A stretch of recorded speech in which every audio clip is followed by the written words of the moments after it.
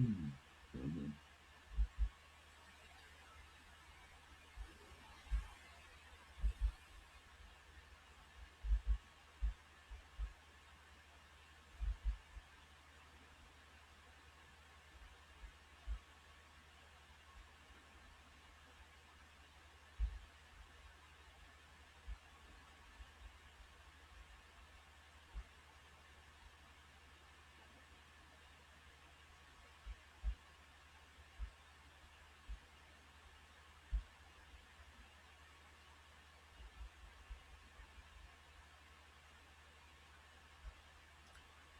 Hi, Kathy.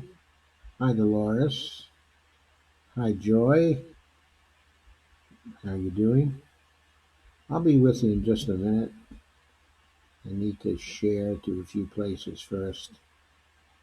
Oh, by the way, that's an awful lot of shares already, so I'm thanking you for doing that. Thank you very much. I'll be with you in a minute. Got to make sure I share to my sites.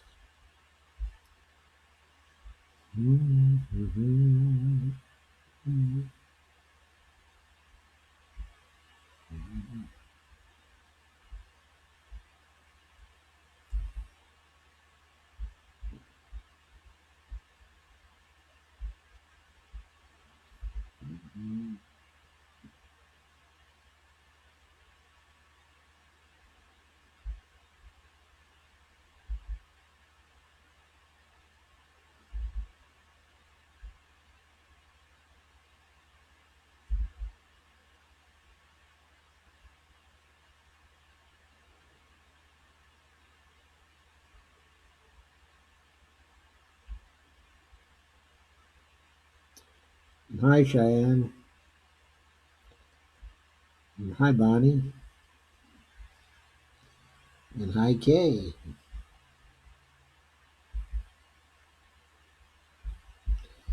Again, I'll be with you all in just a minute.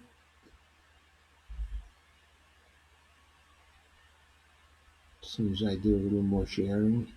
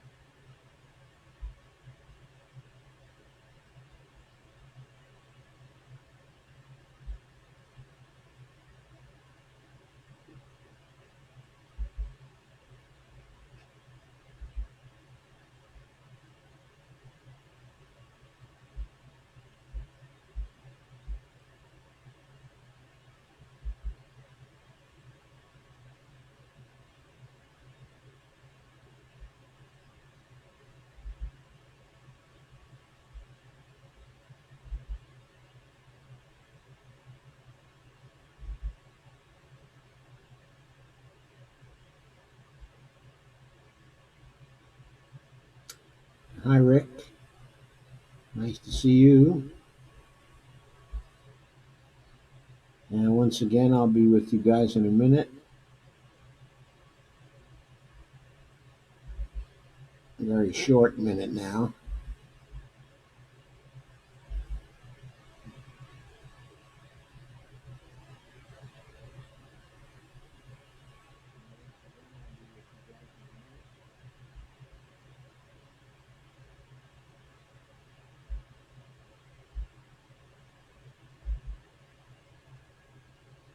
So, hi everybody. I see I'm a little bit frozen on the screen. Greg says, "Hey fam, what's going on?"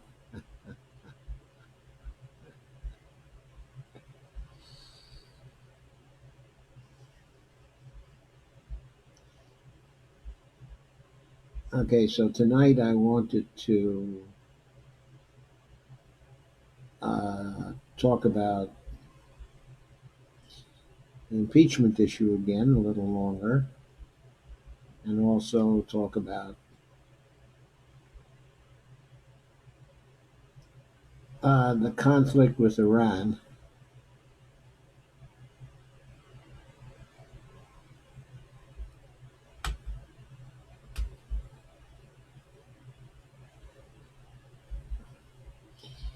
Before I forget, though,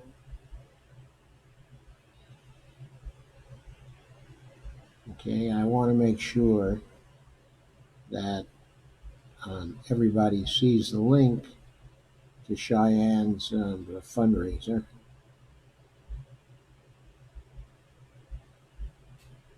and to say that we need to help her all we can.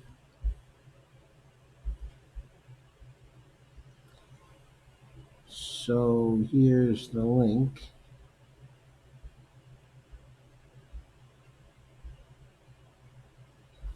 from Facebook. So that should be there.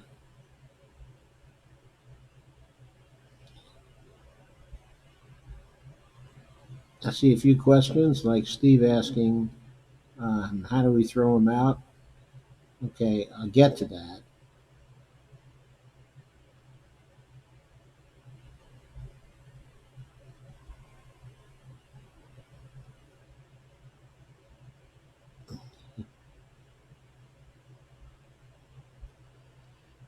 Okay, so let's start on the more impeachable offenses. So, what are the other offenses? So, as you know, of course, everybody here knows now, Trump ordered the droning of General Qasem Soleimani, an Iraq Shia militia leader, Abu Mahdi al-Muhandis. And they were executed by Joan, okay, along with others who were traveling with them, right near the international airport.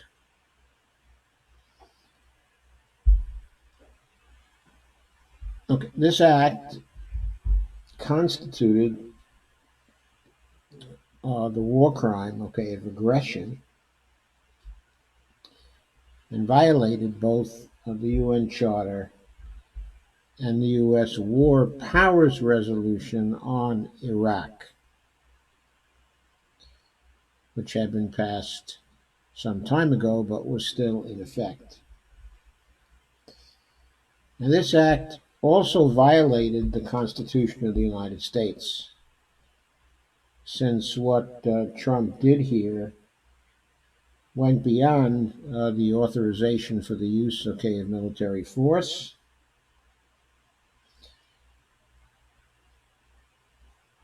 and the powers that were delegated by the Congress to Trump under the AUMF. And therefore, this is also a violation of separation of powers, since according to the Constitution, only Congress can declare or authorize war under the Constitution. Now, we all know that there have been a number of breaches of this element in the Constitution over the years. But there has been no breach so open as this one by Trump. And furthermore, the circumstances surrounding the other things that might be claimed to be a breach are more controversial. So the violations that I just have named are additional impeachable offenses. That is, they add to the articles of impeachment that were already passed by the House. Now, I think there should be two additional articles added to cover these breaches.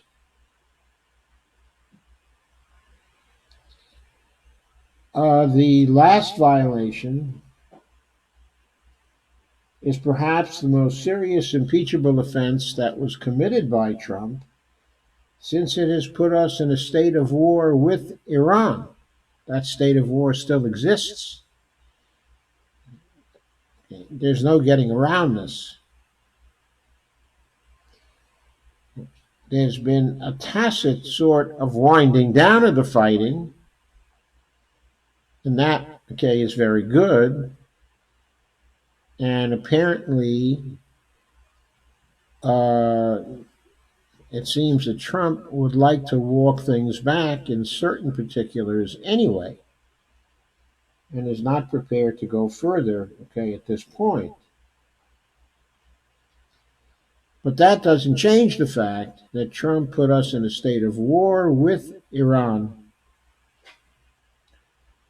on his own authority, without consultation with and without the agreement of the Congress, as is required by the Constitution.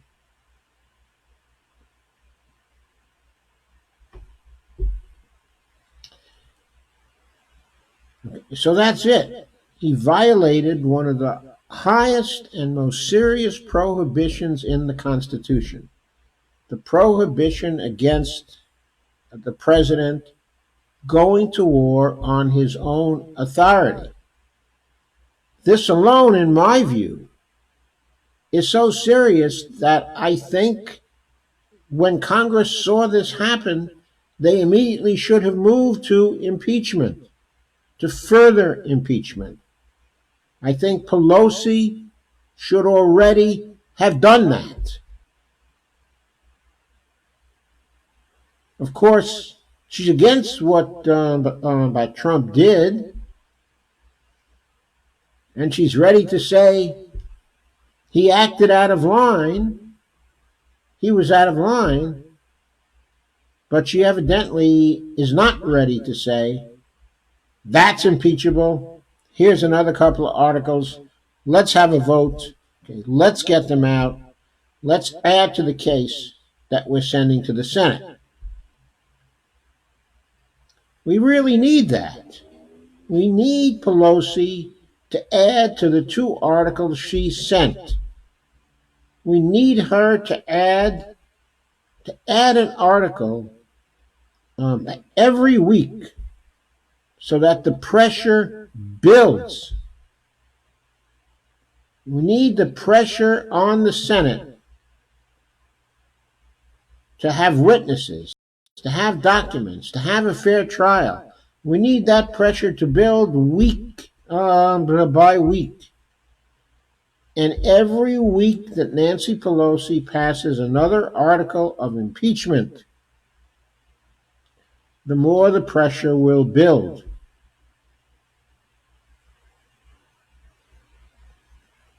So I think she should have done that.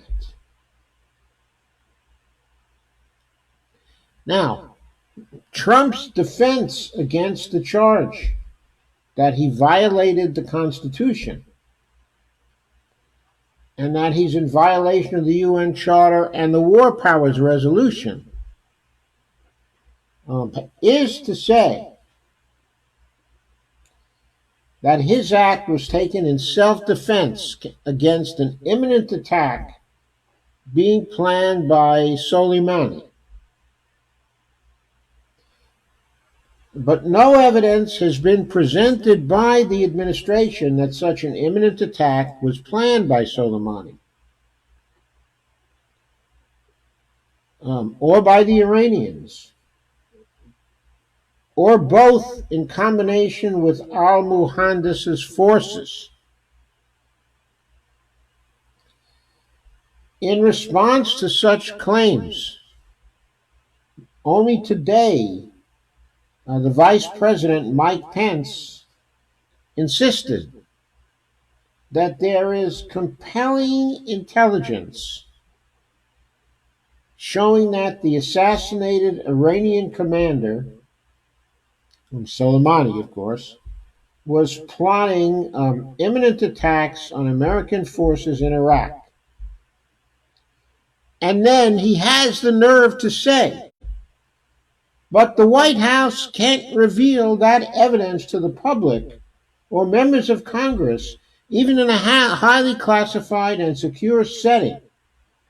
Pence said this on the MSNBC Today show today, and later on Fox and Friends, in effect, urging the world to blindly trust Donald Trump and the administration on this.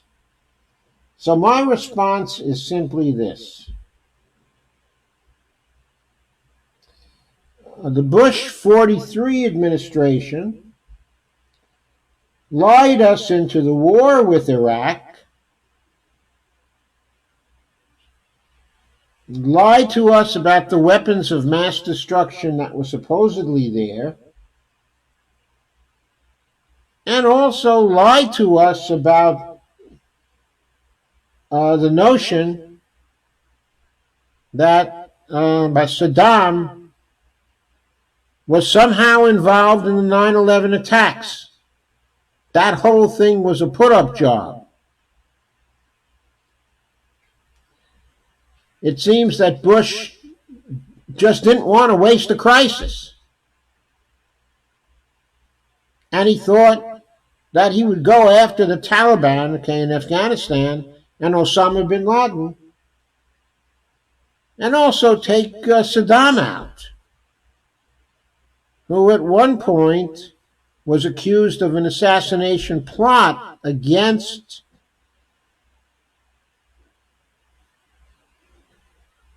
George Bush 41.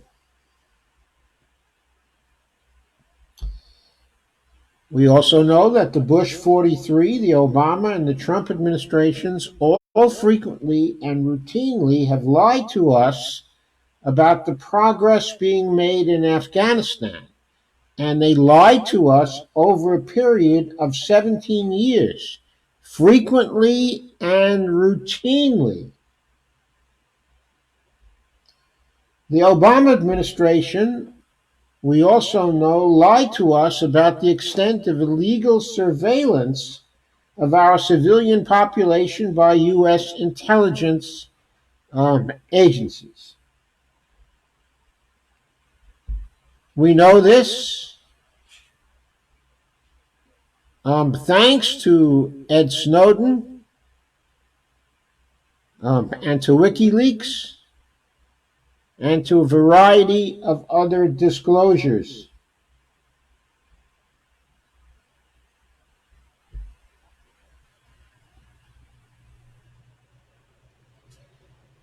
We also know that the Trump administration has told in excess of 15,000 lies since the man took office.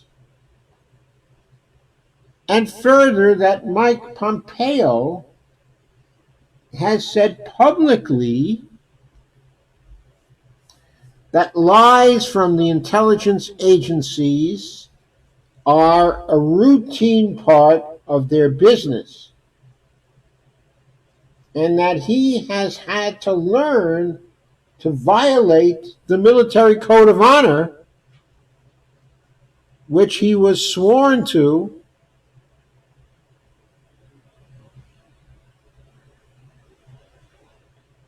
which prohibits lying.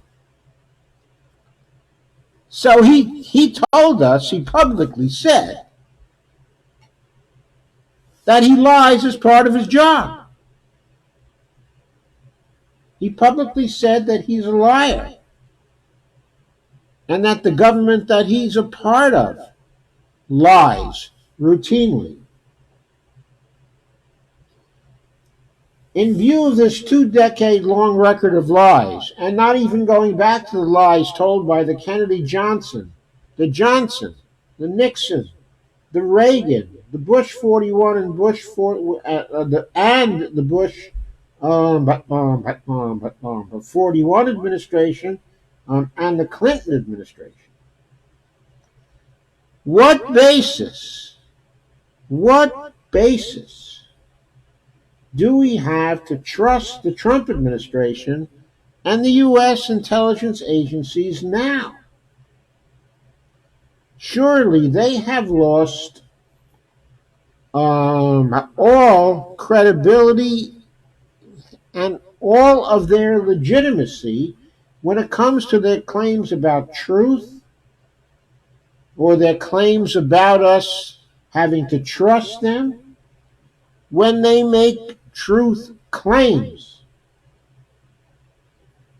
In fact, not only is there no basis for trusting them, but all the evidence of the past supports the conclusion that the Trump administration and the intelligence agencies are lying now, as they have lied about so much else, and that what we must do if we want the truth from them is to assume that they are lying and to insist that they prove their claims about there being a plan for an imminent severe terrorist attack on U.S. forces by Iran and by the Quds Force.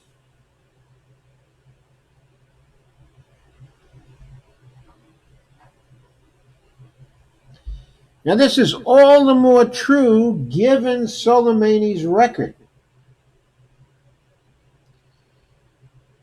He was a successful military commander of the irregular Quds forces and a hero to the Iranians, but not a quote a terrorist, unquote. It was his success that made him a target.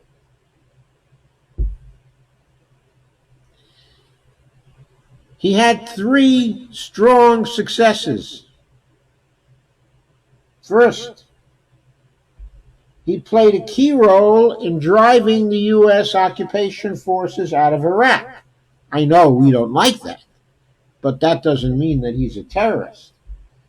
As Al Quds commander, he presided over the creation of anti-American militias in 2003 that mounted various deadly attacks on the U.S. forces seeking to establish a pro-American government, quote unquote. Now that's a quote from an article I've linked to in Counterpunch. It was written by Jefferson Morley.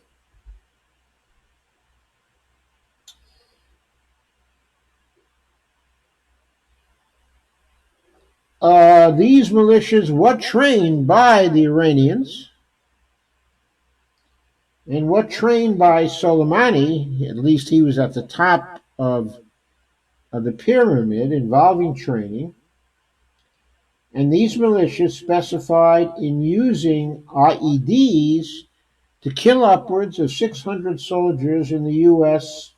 occupation forces, according to General David General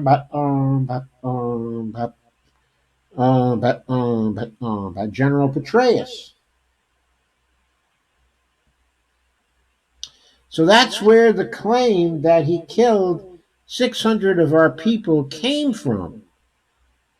But please remember that at the same time, he was a general in charge of the Iranian Quds forces.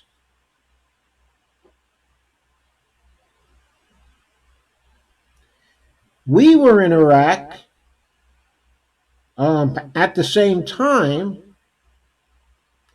and we were under the command of our generals. Does that make our generals terrorists?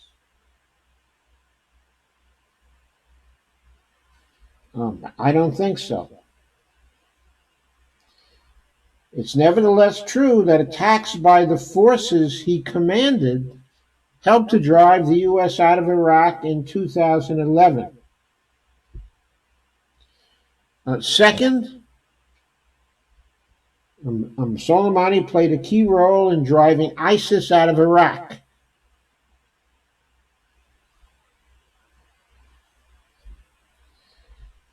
This was a victory that boosted his personal reputation.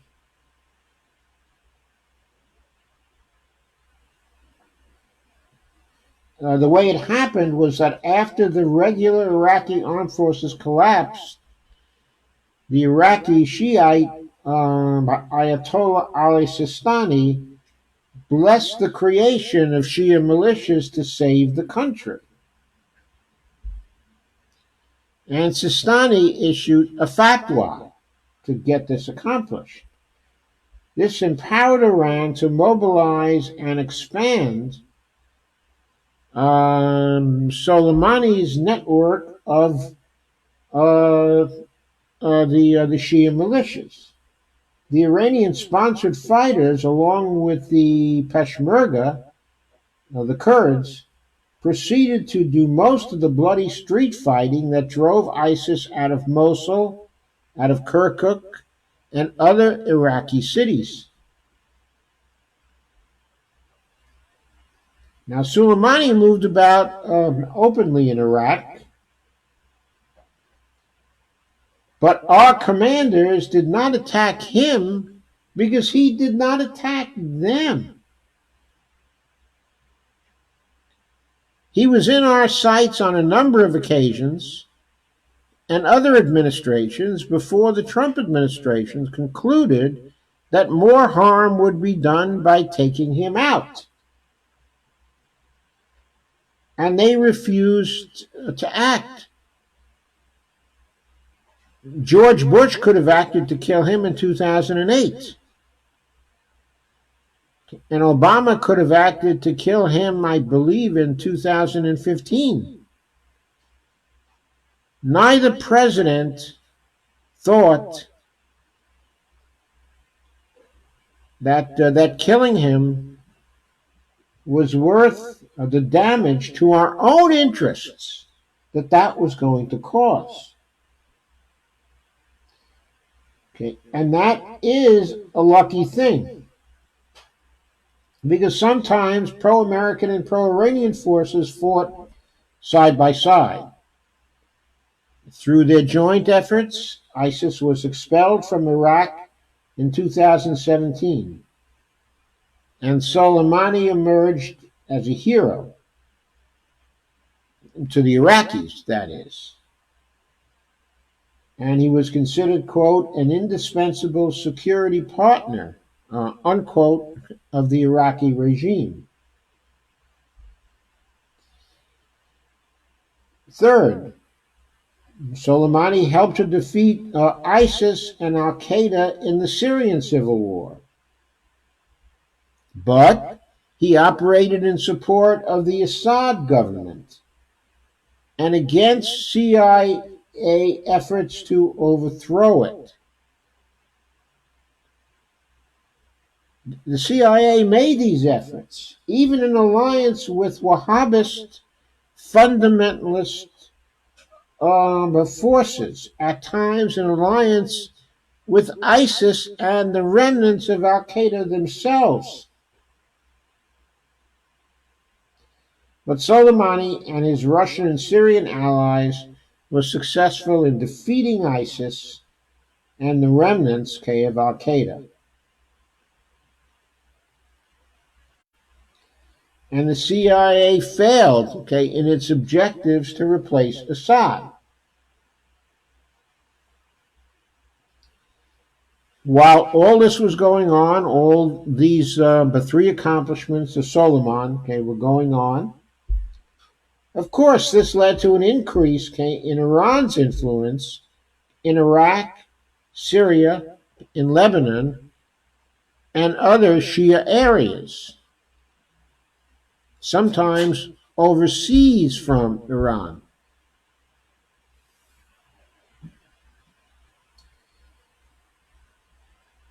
Here's another quote from Morley's piece. He perfected the art of asymmetric warfare using local proxies, by using political alliances, also deniable attacks, and selective terrorism to achieve the political goals of the government, the political goals of his government. Now, okay, I've just told you that the CIA itself was guilty of that in Syria by at times supporting ISIS and Al Qaeda forces and Wahhabists in the Syrian civil war. It's well known that the CIA did this. It's well known that when we intervened with Trump, with some of our forces directly, that we also sometimes turned a blind eye to the activities of our sworn enemies, okay, of the terrorists.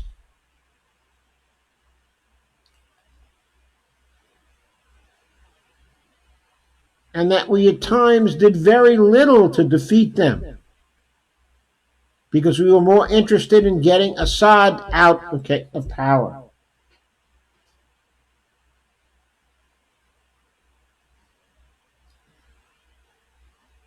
So, continuing on with my quote from Morley, who says, Soleimani, it is worth noting, had no record of attacking non-uniformed Americans. While Pompeo said that, quote, Soleimani had put so much pain and suffering on the American people, unquote, it is a fact that not a single American civilian was killed in an Iranian-backed terror attack between 2001 to 2019. So we went after Soleimani not because he was a terrorist, and most probably not because he was planning a terror attack. We went after him because we perceived him to be the most effective commander that Iran had in the area of irregular warfare.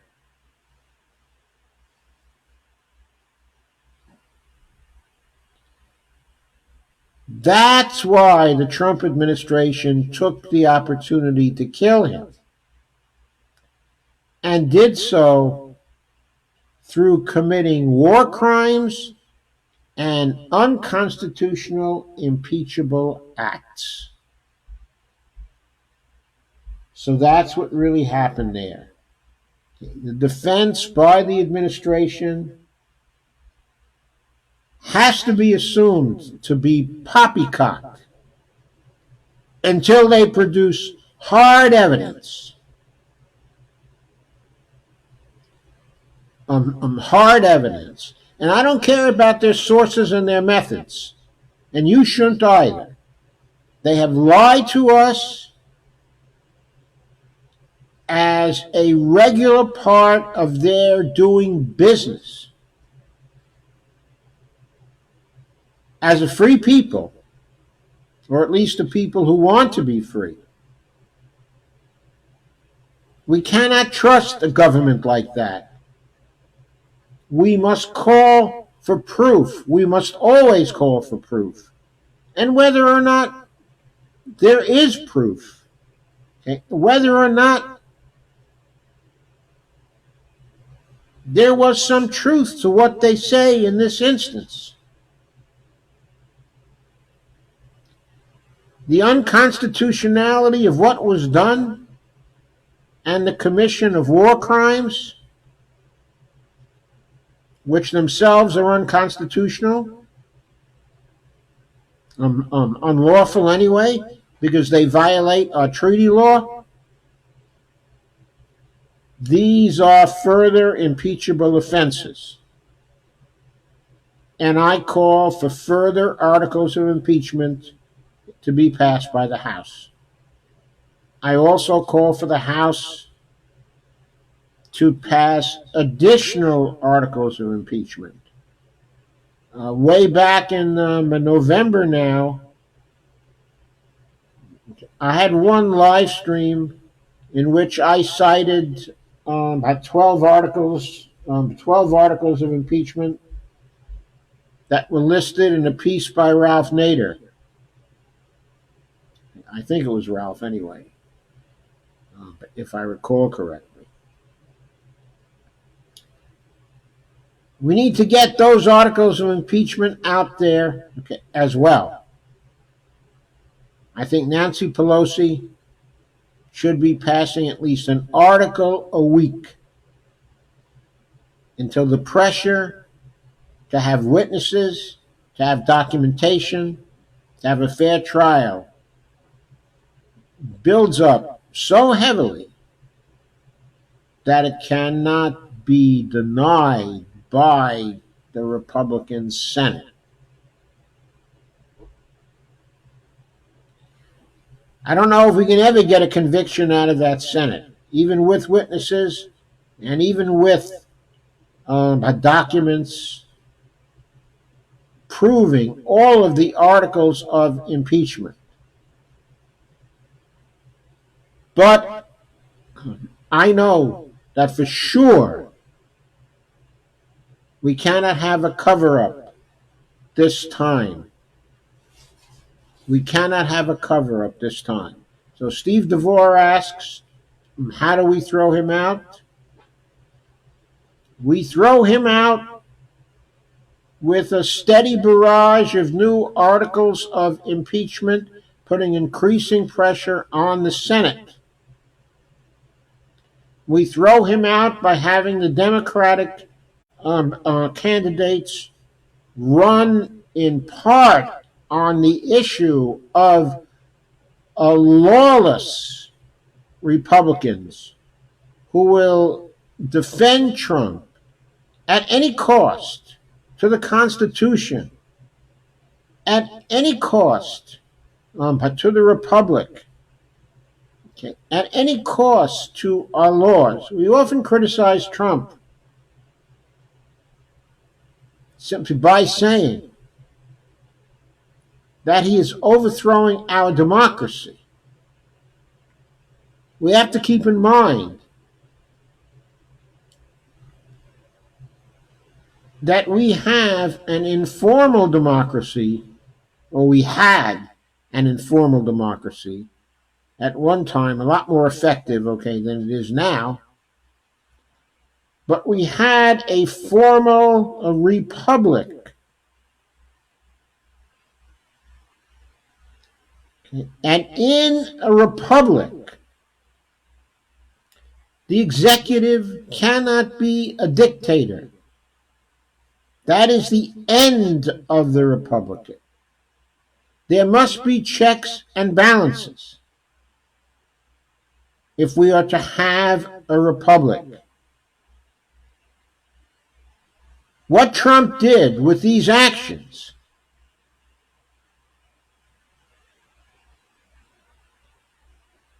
what he did, if we allow these actions to stand, what he did was to try to overthrow our republic. Under our Constitution, there are two things we have to defend. We have to defend our republic, and we have to defend our democracy. And the democracy developed within the republic and was fed by it. We need the Republican Party to defend the entity for which it is named, namely the American Republic.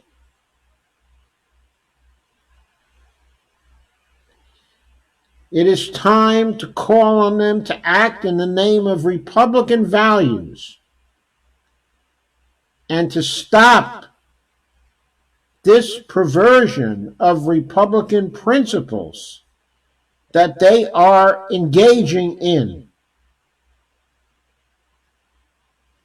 And you notice over the last few days that Rand Paul and Mike Lee on the Republican side have gotten very upset over the actions of the executive branch.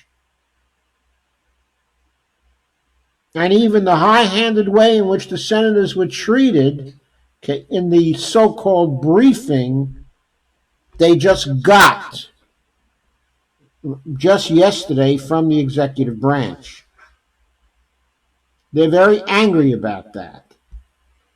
Let their anger be manifested in a defense of the Republic by pressuring Mitch McConnell to abandon his stance of open and naked bias in favor of Donald Trump and to conduct a trial, to tell Nancy Pelosi what the ground rules of that trial will be so she can appoint the proper prosecutors from the House to go to the Senate and carry the trial out. And Nancy Pelosi, while adding extra articles of impeachment, should fail to deliver these first articles of impeachment until those trial rules are made explicit.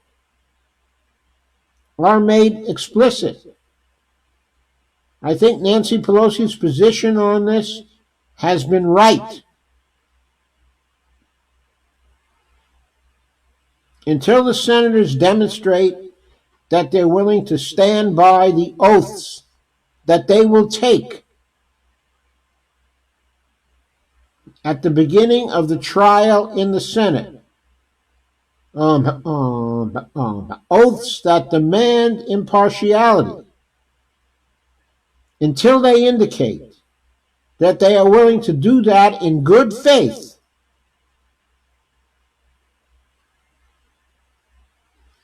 she should keep up the pressure on them.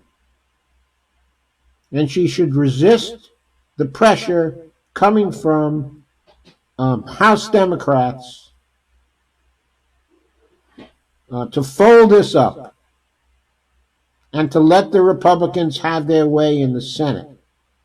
That's the last thing that should be done.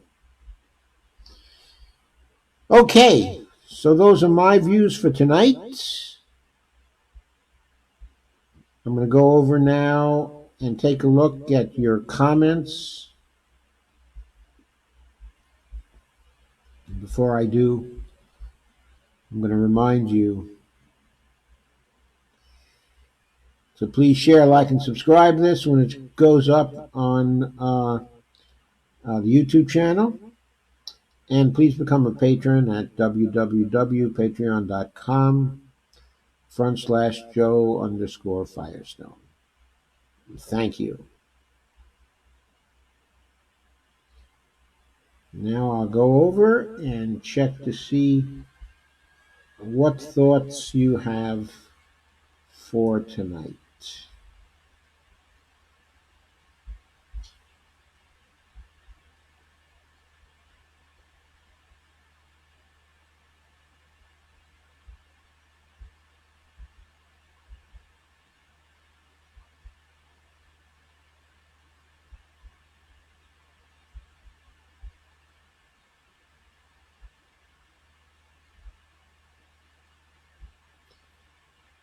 Giantiera says,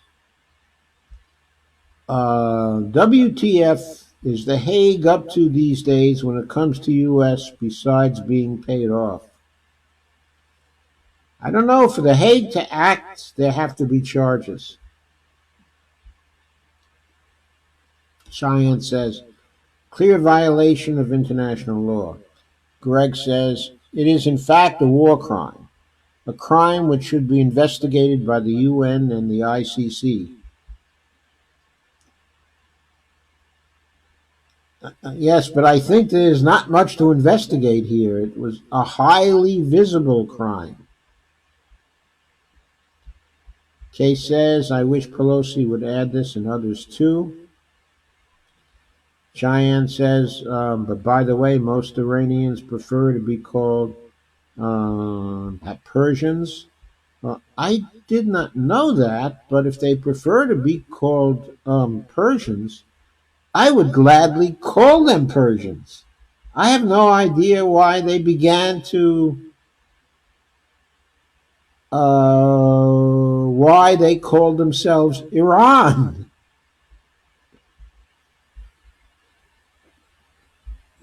I mean, I thought their ancient name was Persia. Lana says, folks, please post your questions. And Teresa Sanders is here. Hi, Teresa. Nice to see you. And Cheyenne says, Kay, Pelosi is in bed with Trump. Pelosi is a strange animal. I think they're both in bed with the donors. I think that this is a case where correlation is not causation. Steve Day has joined.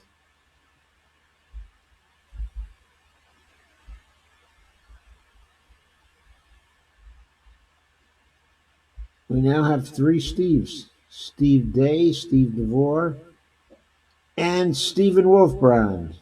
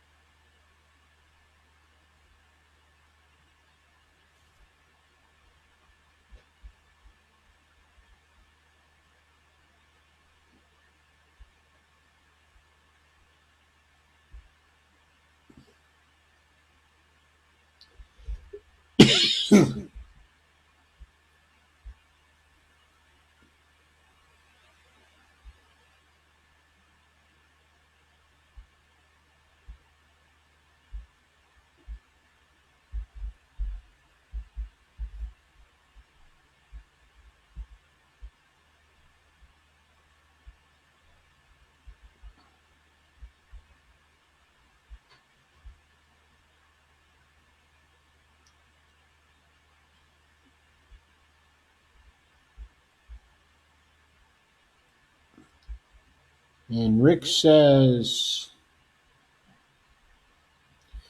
the U.S. imposes visa bans on international criminal court investigators. Oh, man. And Trump should be impeached for that. I mean, that's got to be a treaty violation, folks. That's got to be a treaty violation. Teresa says, you have said all three branches of government are in violation of the Constitution. Have you written something about that? No, I haven't.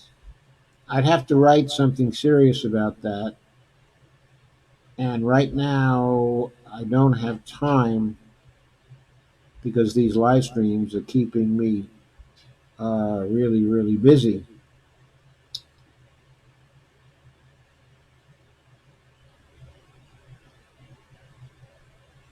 Steve says, I heard the hit was set up that Soleimani and his congregation were led to the airport on the purpose.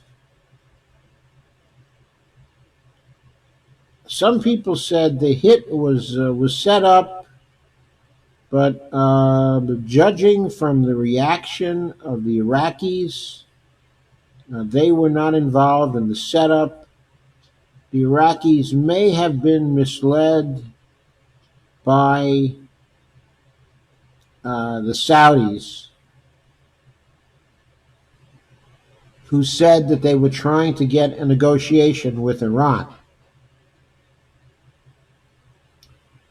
And Soleimani was called in for meetings in order to receive the Saudi proposal for negotiations. And so to get there, he had to go to the airport. So they knew, he was going to be on the airport grounds, and they probably spotted him. Oh, I guess what I read actually was that it was the Mossad agents who spotted him near the airport and who were instrumental in the hit. They basically called down the hit. They called the drones in.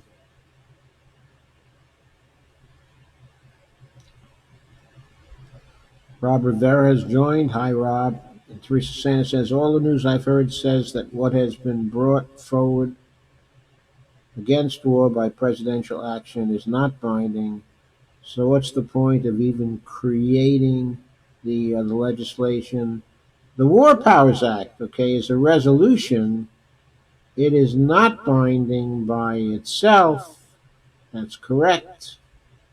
But it's a step along the road to doing something binding. And the next step, okay, along the road is for legislation that's been introduced into the House by Ro Khanna and into the Senate by Bernie Sanders to deny the funds to Trump for any acts of war against Iran. So that's the next step for the House to take up. Now, whether either or both of these actions will get through the Senate, okay, is another matter.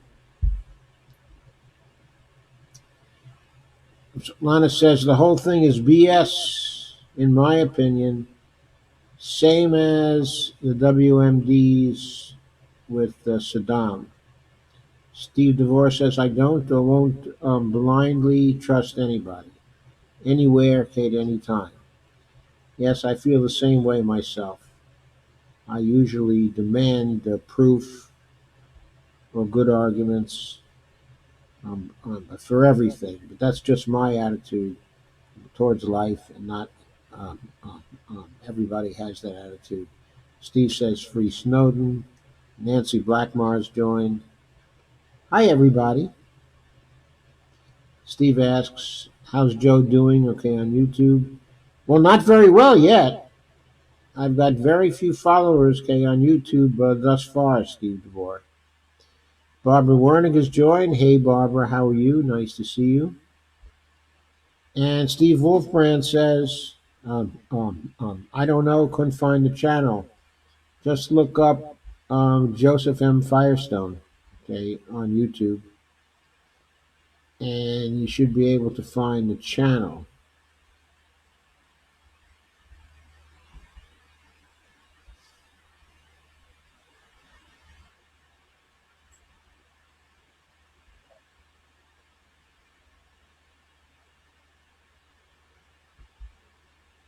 Damn computer's too slow. Steve Wolfbrand says, the Steves are taking over.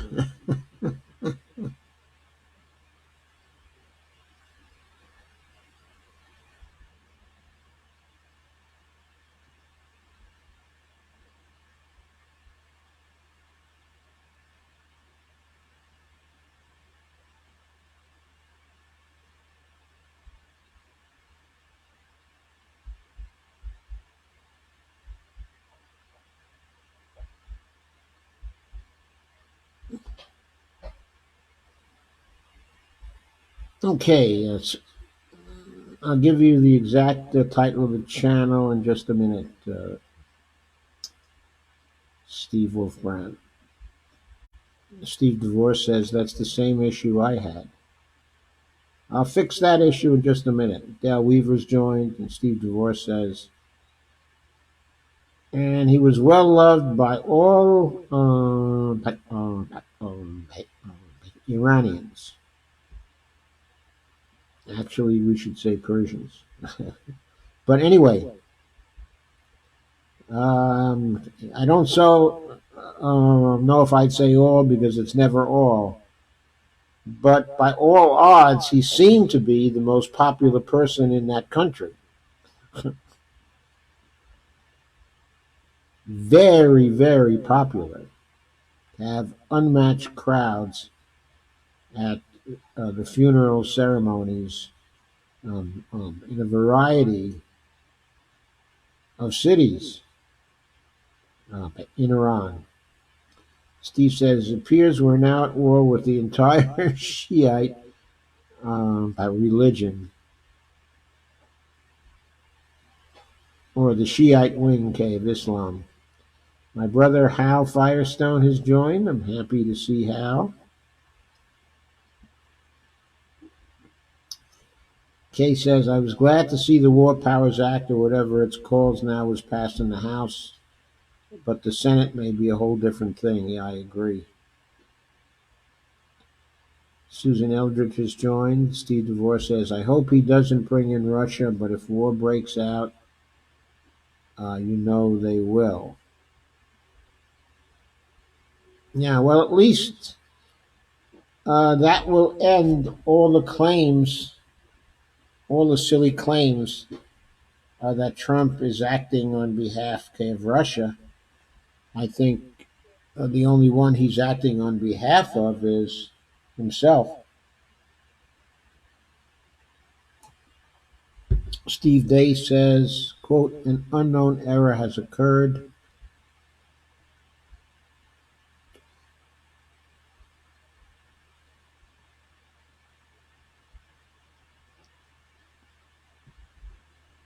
Steve said, I got that too yesterday.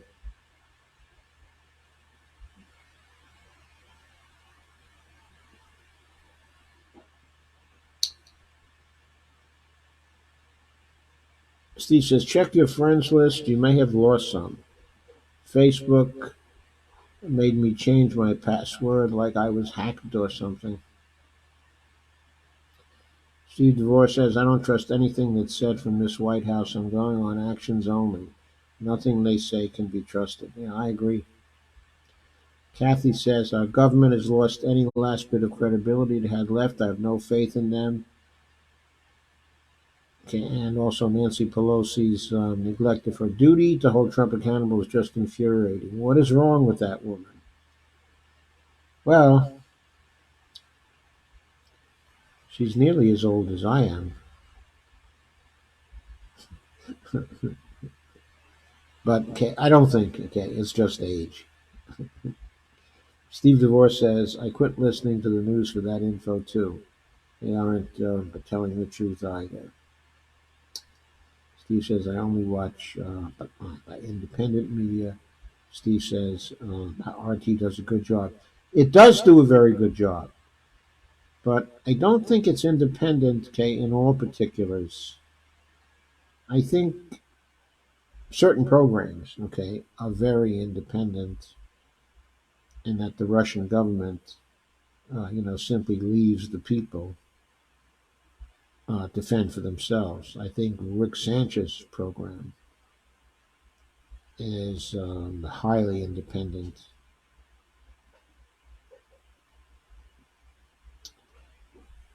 Certainly. And I don't think they interfere with Jesse Ventura. Oh.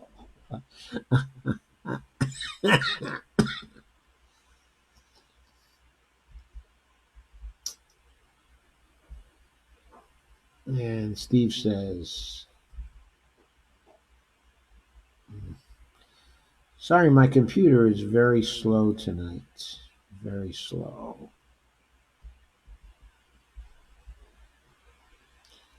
Steve wishes me a happy belated birthday, Doc. Hope you had a great one. I did. I always have great birthdays. I think the reason why I have great birthdays is because of Bonnie. She makes my birthdays great.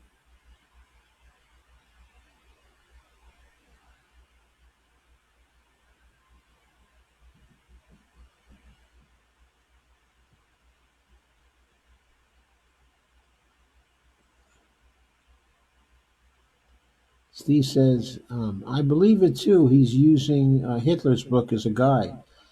Sometimes I really have that feeling. Okay, I really have that feeling. It almost seemed like in this particular situation, what he was doing was taking a page out of Trump's the kinds of salami tactics that Hitler was using, okay, against the Czechs. He was trying to use the same ones or similar ones in this particular situation. Steve Wolfram says impeaching Trump on that stupid phone call alone ain't going to work. But Biden did the same thing. Biden was also corrupt, and I've never been for impeaching Trump on that stupid phone call alone, as I think you know. That is the only book he ever read, I think.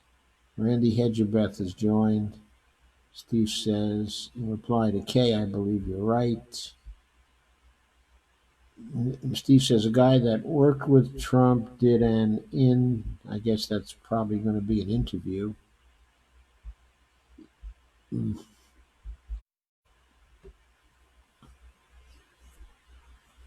Steve says Trump is a strange person. Russell says, hey, Russell, why do you suppose Pelosi uh, is not more aggressive on the impeachment front? It's like she never really wanted the guy removed, okay, from office.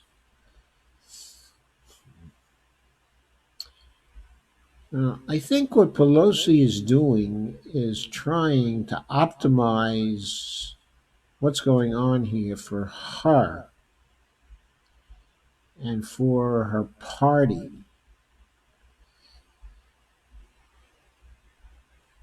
I think she's satisfied to damage Trump with the impeachment moves so that he will lose in the fall.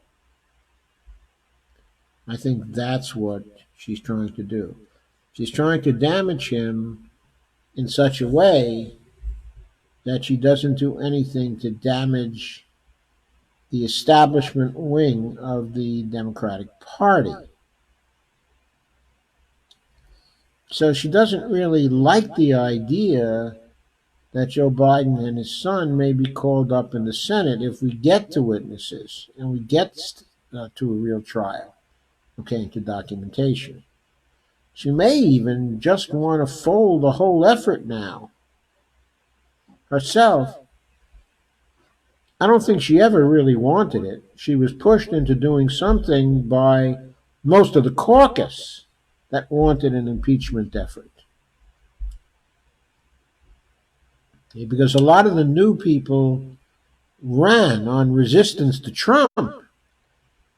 And she and the Democrats had never put up, a real resistance. So she wanted to give them something to say that could be interpreted, okay, as a resistance. Well, we tried to impeach him anyway. We tried to impeach him, and it was those Republican scoundrels in the Senate that didn't want to have a fair trial. I think maybe Pelosi may just be looking for a way out. But she wants to damage the Republicans on her way out. Maybe that's why she's not actually sending the two articles over to the Senate in order to get a whitewash. Kay says he's a sociopathic narcissist. I used to work on the male crisis unit at an old state mental hospital, and it fits what I learned about it. Yeah, Trump's a pretty old guy. And with his lifestyle, who knows what's been happening to his brain. Steve says it's the M. I didn't. But put in Rick says Night Oil calling it early tonight. Had two meetings and then filmed two events. Still have to eat and upload camera and then post the news. Okay, Rick. Good night. Thanks for coming. Nice to have you here again. Kathy Langan says Hitler's book, probably the only book he's ever read. Mein Kampf. Yes. Steve says we need Bernie so badly. Guess I'll have to hit the streets again this weekend. We do need Bernie so badly. So badly. We really need him to blow things out over the next month so he has no trouble winning those primaries. We got to finally have a collapse of Joe Biden. Kay says, to put it bluntly, the orange idiot is nuts. Laugh out loud. I don't know about that. Any more comments, questions, or other things? If not,